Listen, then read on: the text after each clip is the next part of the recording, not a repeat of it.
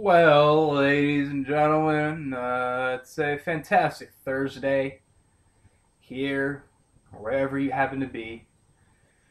Haven't put up a video the past 2 days. The creative juices just weren't flowing, but today they aren't flowing as much, but they're still flowing. Today's video is going to refer to a rather difficult thing to achieve in games, and that's launching a successful original IP. With the recent release of Borderlands 2, the game was a sequel to easily the best original IP of 2009.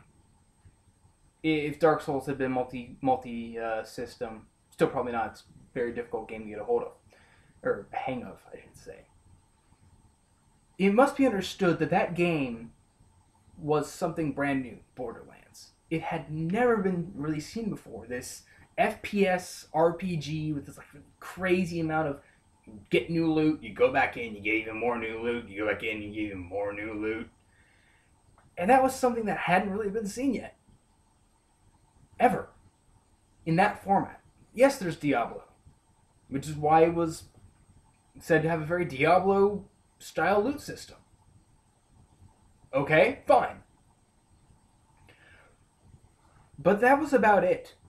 There's no real other way to compare it to Diablo, other than the loot system is like Diablo. Diablo's an isometric click around everywhere, click on everything until it dies game.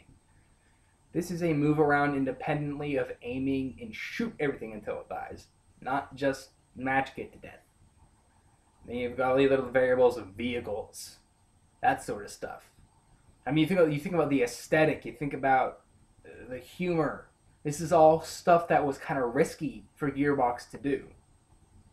The original trailer for the game showed it as being aesthetically completely different. It did not look this pseudo cell shaded style with very harsh lines and stuff. It was very different until they decided to go for this more sort of comic booky style, which I appreciate. It probably wouldn't have worked as well without it.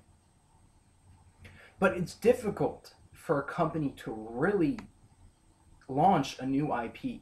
It really is. You have to either have a publisher that really is invested in it, or you have to be an indie. Or you have to have some sort of really cool, unique mix of both. Or just hope for the best.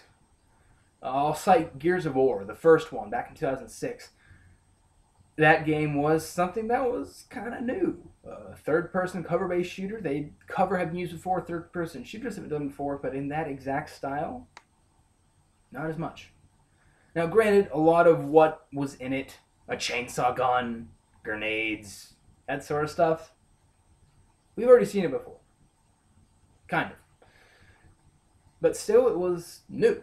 It was kind of risky. It was going against the Xbox's best shooter, the Halo franchise. And it sold well enough to get 2 more sequels and a prequel, which is changing the formula entirely. So, kind of apprehensive until I see more about it. And I could go through a long list of new IPs that have been successful because of they look different or they play differently. Good lord, Dishonored is looking to be either one of the best games this year or completely fall on its face.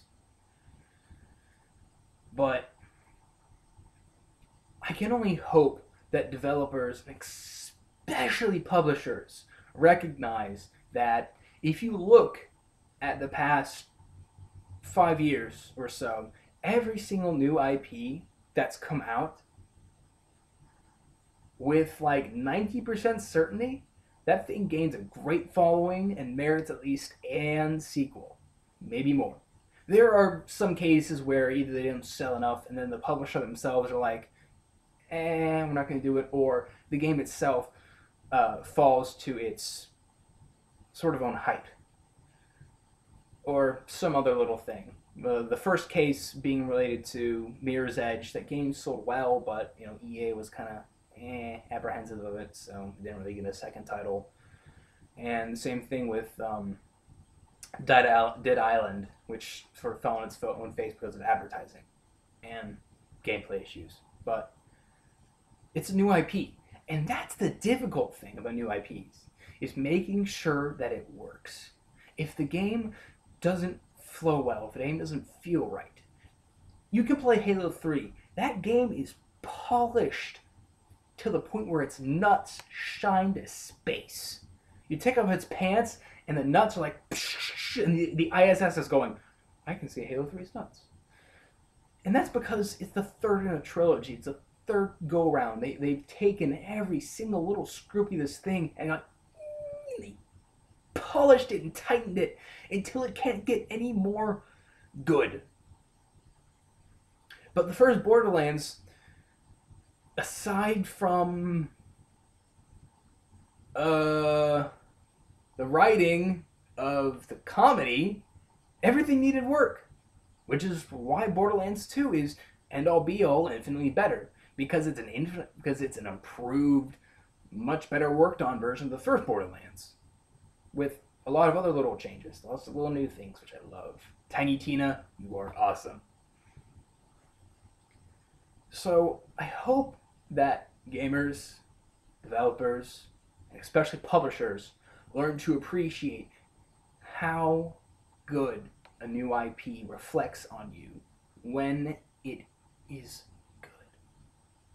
If your new IP sells right, if your new IP feels good,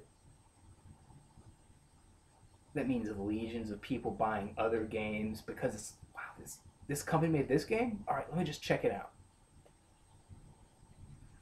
So I hope those of you out there who maybe you're going into a game store or looking on Steam or something and they see something they've never heard of before, look up some YouTube videos of it. See if it strikes your fancy. Dude, when I first heard of Terraria, I was like, so it's another version of Minecraft, and then I looked at it, watched some videos of it. I was like, oh, this is a good game. Now I've put 20-something hours into it. I love every second of it. I can look at my game shelf or my game library, and I'm like, wow, there are a lot of games in there that are sequels that start out as risky new IPs. So, who knows, man? This is gaming. Anything can happen. If it hasn't happened yet, it's going to happen eventually. Or it's going to be remade. Then it's going to happen better. Thank you for checking out today's video. Hope you have a good day. I shall see you all later.